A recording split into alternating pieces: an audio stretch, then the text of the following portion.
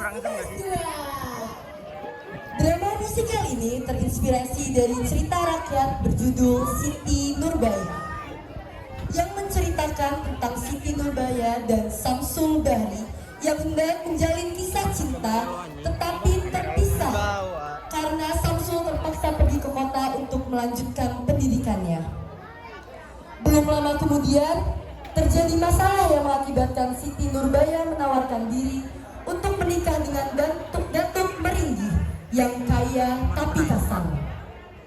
Sebagai cara untuk ayahnya Sulaiman hidup bebas dari utang. Mari kita saksikan persembahan dari kelas 12 IPS 2.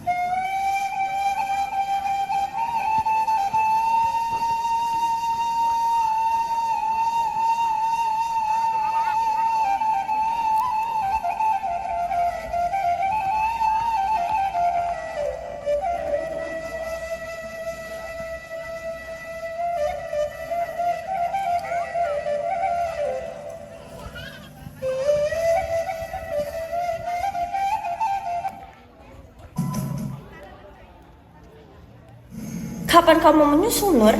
Adik sepupumu saja sudah menikah. Nanti kau jadi perawan tua, gak ada yang mau menikahi. Apa mau kau kujodohkan saja, Nur? Tidak usah, Ete. Aku masih mau menggapai cita-citaku dulu. Lagi pula, Ete sudah tahu sendiri kan kalau Nur sudah punya pacar. Pacarmu si Samsul itu? Apa yang mau kau harapkan darinya? Percuma pacaran lama kalau nggak dinikahi. Lagi pula dia juga bukan orang kaya kan? Siti Nurbaya hanya tersenyum dan menghela nafas. Nur, maafkan Bundo aku ya. Bundo kalau ngomong memang suka menyakiti hati. Iya, nggak apa-apa Lima. Aku udah paham betul kok. Ya udah sana kamu nemenin suami kamu tuh di atas pelaminan, masa ditinggalin sendiri? Ya udah, aku tinggal dulu ya. Sekali lagi maaf ya Nur. Siti Nurbaya mengangguk dan tersenyum. Nur. Oh Samsul, kau sudah datang. Wah, ada Bahtiar dan Arifin juga ya. Hai Nur. Tadi kau ngobrolin apa sama Etek? Kok kayak serius banget? Bukan apa-apa kok, hanya ngobrol biasa aja. Oh, Nur sebenarnya ada yang mau aku omongin sama kamu. Mau ngomongin apa? Ayo pergi Bin, ada yang ngomong serius banget kayaknya. Ya nih, yaudah yuk. Kamu mau ngobrolin apa Samsul sampai mereka disuruh pergi? Nur, sebenarnya Aku apa? aku dapat beasiswa untuk melanjutkan pendidikan dokterku di Jakarta. Wah, beneran kamu Samsul. Aku bangga banget sama kamu Samsul. Kamu gak marah, Nur? Untuk apa aku marah Samsul? Justru aku bangga banget dengar kabar kalau pacar aku dapat beasiswa. Terima kasih ya Nur, kau sudah mendukungku terus. Nanti ketika aku sudah lulus, aku akan langsung melamarmu. Bisa aja deh kamu.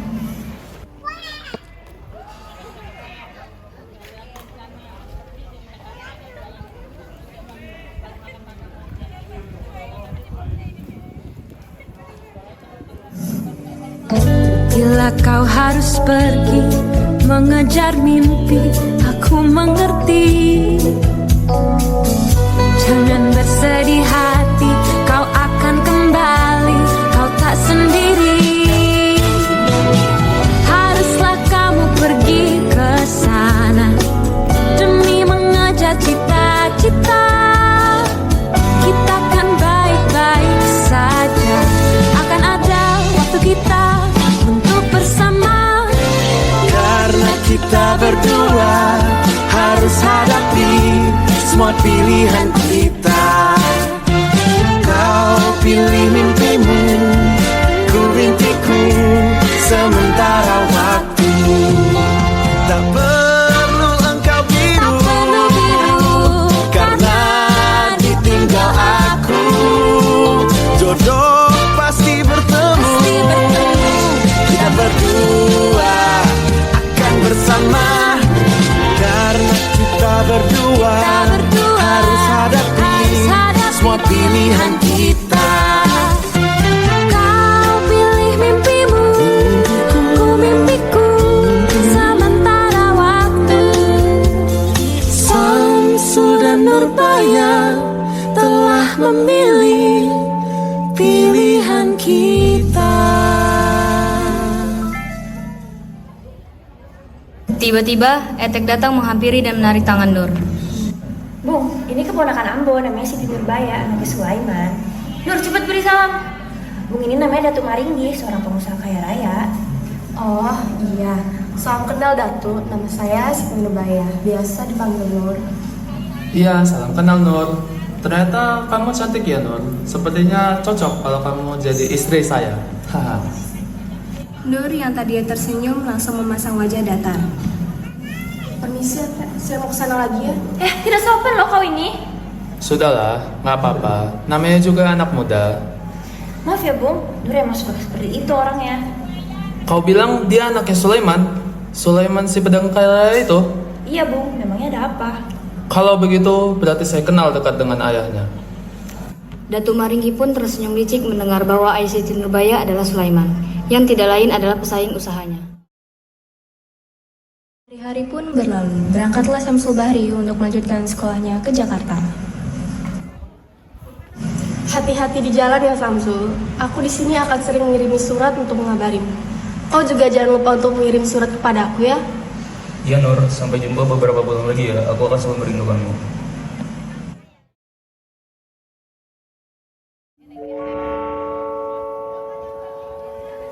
Sulaiman dan Nurbaya, mungkin saja ku bisa menyiapkan rencana untuk mereka berdua. Sulaiman dijatuhkan, Nur tak ada harapan. Namun datang pahlawan, meringgilah namanya.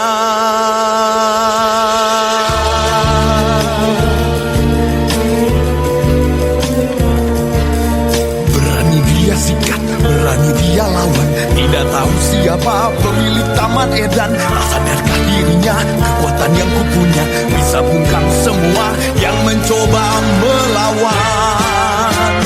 Harta tahta wanita, susah payah ku kumpulkan, kerja keras kedua tangan. Siapapun yang mengancam, seperti si Sulaiman, kan terima akibatnya.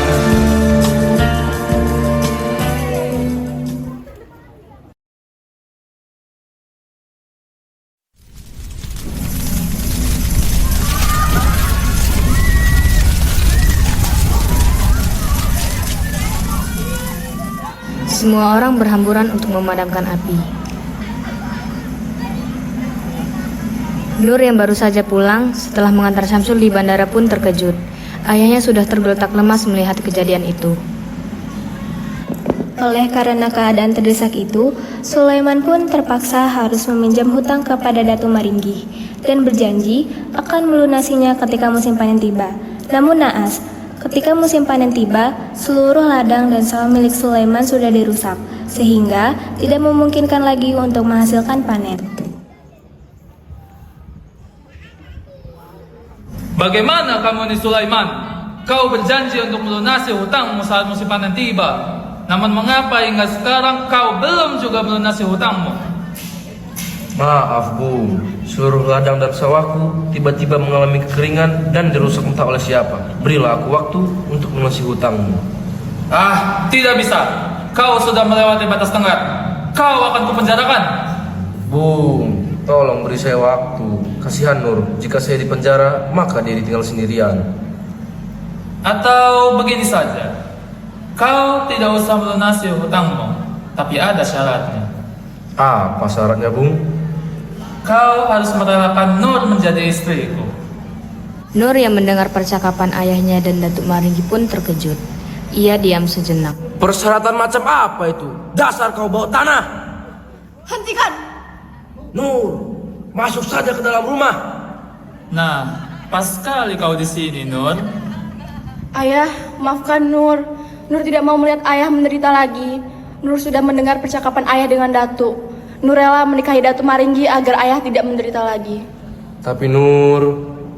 Akhirnya Nur dan Datuk Maringgi pun sepakat untuk menikah. Namun bagi Nur dan ayahnya, ini adalah sebuah keterpaksaan.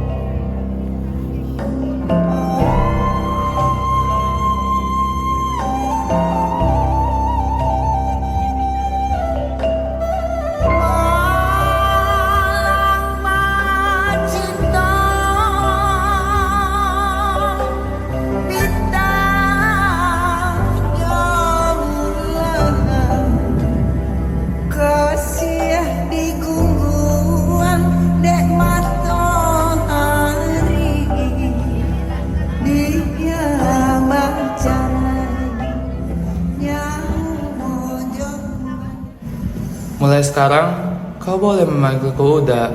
Jangan kau panggil aku Dato lagi. Cih, menjijikan.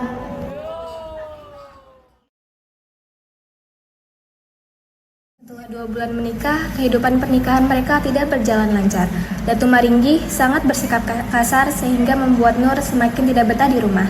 Nur seringkali diam-diam masih bertukar surat dengan Samsul yang berada di Jakarta.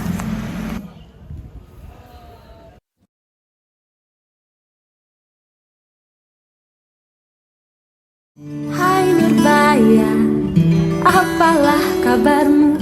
Ku doakan engkau sehat selalu. Apakah masih kau ingat diriku yang lama tak bertemu? 3 bulan rasanya Nur, bagaikan 3 tahun. Samsul Bahri, baiklah kabarku. Bagaimana dengan kabar di sana? Tak kuasa menahan kerinduan akan kenangan kita. Jarak menyadarkan aku, ku butuhkan dirimu. Andai engkau ada di sisiku, usai segala rindu dalam biru, bagai nada-nada yang bertemu cinta, menjalin cinta dengan pena dan kata. Datu secara diam-diam mengetahui perbuatan Nur selama ini. Datu pun mengurung Nur di kamar selama berhari-hari dan tidak memperbolehkannya keluar selangkah pun. Saidah, sang istri pertama Datu, membuka pintu kamar Nur yang terkunci dan menghampirinya. Loh, kenapa makanannya belum dimakan, Nur? Nur tidak berselera, Uni. Makanlah, Nur. Kesehatanmu itu penting. Ayahmu pasti akan sedih jika mengetahui anak kesayangannya sakit. Iya, Uni. Nanti saya akan makan. Ya sudah, banyak-banyak sabar ya, Nur. Maaf, Uni tidak bisa menemanimu lebih lama karena Huda sebentar lagi akan pulang. Bisa bahaya jika dia tahu Uni yang masuk ke kamar Nur. Iya, Uni. Terima kasih ya. Hanya Uni lah satu-satunya orang yang tulus dan peduli sama Nur di rumah ini. Ku masih muda, ku kira uang jawabannya. Menikahlah aku dengan si meringkih, walau hatiku sengsara. Ku tutup mataku, walau ku cemburu dengan istri-istri yang baru. Ku hilangkan rasa pada sentuhan meringgi. Hidup begini, nyonya meringgi, bahagia itu hilang dari hati. Jadi setiap hari aku ingin lebih lagi. Aku mau lagi memuaskan diri lagi, lebih lagi. Untuk nyonya meringgi.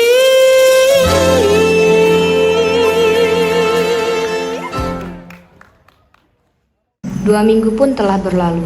Samsul merasa aneh karena sudah lama Nur tidak memberi kabar sama sekali. Karena hal itulah Samsul pun khawatir dan pulang ke kampung halamannya di Padang untuk menemui Nur.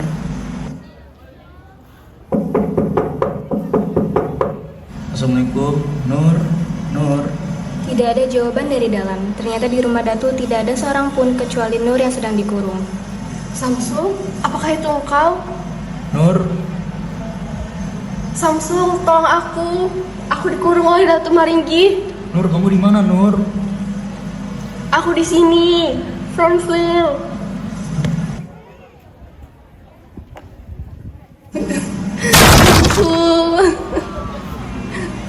Nur, kamu gak apa-apa kan? Ya Samsul, aku gak apa-apa kok. Sebaiknya kita lekas pergi dari Samsul, karena sebentar lagi Datu akan pulang. Iya Nur, kamu jangan khawatir ya. Sekarang ada aku di sini. Nur dan Samsul pun pergi meninggalkan kediaman Datuk Maringgih ke tempat yang lebih aman. Ketibanya Datu di rumah, ia langsung menuju kamar Nur dan saat membukanya betapa terkejutnya ia saat keadaan jendela sudah terbuka lebar dan tidak ada Nur di sana. Mukhtar, cepat ke sini. Iya, ada apa tuanku? Cepat cari Nur, dimanapun ia berada, dan bawa Sulaiman kepadaku jika Nur tidak segera ditemukan. Siap tuan. Setelah mencari kesana kemari, Nur tidak kunjung ditemukan. Lantas, para anak buah Datuk pun menculik Sulaiman di kediamannya. Apa-apaan kalian ini? Lepaskan saya!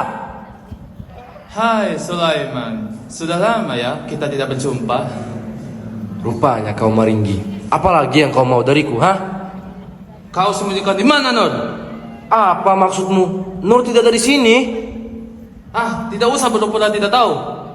Hei bau tanah, dasar kau brengsek. Kau apakan anak-anakku satu-satunya itu? Sulaiman, dasar kurang ajar. Hei kalian, cepat bunuh dia sampai mati. Akhirnya, Sulaiman pun dipukuli oleh anak buah Datu sampai menghembuskan nafas terakhirnya. Lalu tersampailah kabar kepada Nur bahwasanya ayahnya sedang sakit parah dan saat ini sedang dirawat di kediamannya. Namun, orang yang menyampaikan kabar itu ternyata adalah orang suruhan dari Datuk Maringgi. Nur, aku temani kamu ke rumah ayahmu ya. Tidak usah Samsul, aku takut ada anak buah Datu yang akan mati kita. Tapi Nur, kamu yakin kamu pergi sendirian? Iya Samsul, kalau begitu aku pergi dulu ya. Aku sangat khawatir dengan kondisi ayahku. Iya, hati-hati Nur, semoga ayahmu lekas sembuh. Nur pun dengan terburu-buru menuju kediaman ayahnya. Namun, ternyata di sana sudah ada anak buah Datu yang sedang menunggu. Mereka pun langsung memukul Nur sampai Nur pingsan dan dibawalah Nur kembali ke rumah Datu. Hebat ya kamu, kabur dari rumah hanya untuk menemui si bajingan Samsul itu. Datu, apa maksudnya semua ini? Di mana ayahku? Hahaha, kalau kau mau melihat ayahmu, baiklah, akan kuturuti. Mukhtar, cepat bawa Sulaiman ke sini.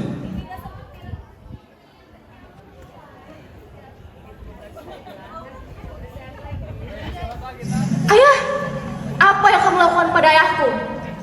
Inilah akibatnya kalau kamu melanggar perintahku. Sudah pernah kubilang. Dasar brengsek kau!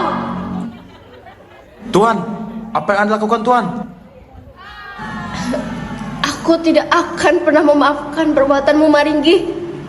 Lihatlah, cepat atau lambat Allah akan membalas perbuatanmu. Nur pun menghembuskan nafas terakhirnya di sebelah jasad ayahnya. Keesokan harinya, tersebarlah kabar meninggalnya Nur dan ayahnya di seluruh penjuru desa. Samsul yang mendengar itu awalnya tidak percaya. Namun saat ia melihat jasad Nur di depan matanya sendiri, ia langsung menangis terisak-isak.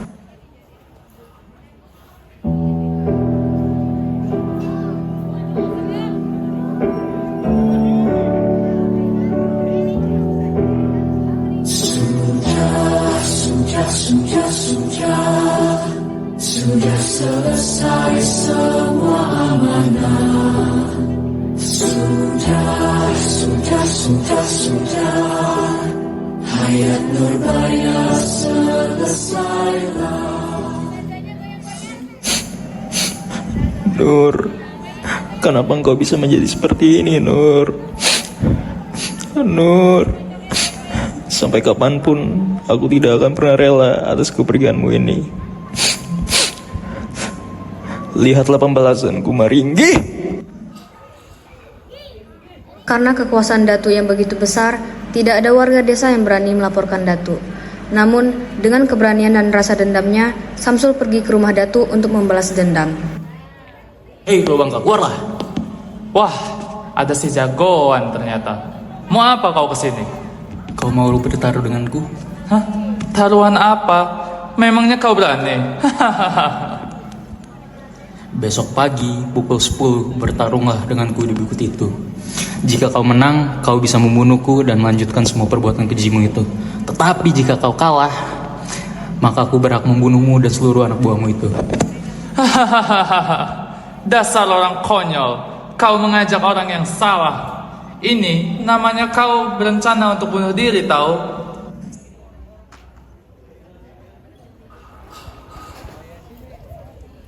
Samsul pun hanya tersenyum licik. Keesokan harinya, di pagi yang cerah, Samsul langsung menuju atas bukit. Pertarungan antara Samsul dan Datuk pun dimulai. Pada awalnya Samsul kewalahan melawan Datuk. Namun sesaat ia menemukan celah, sekarang Datuklah yang kewalahan. Lantas ia pergi berlari untuk menghindar. Namun tiba-tiba Datuk Maringgi terpeleset dan terjatuh dari atas bukit. Samsul yang melihat kejadian itu pun terkejut. Ia berusaha ingin menolong Datuk. Namun naas, saat ia melihat ke bawah, terlihatlah Datuk yang sudah berdarah-darah dalam keadaan tak bernyawa.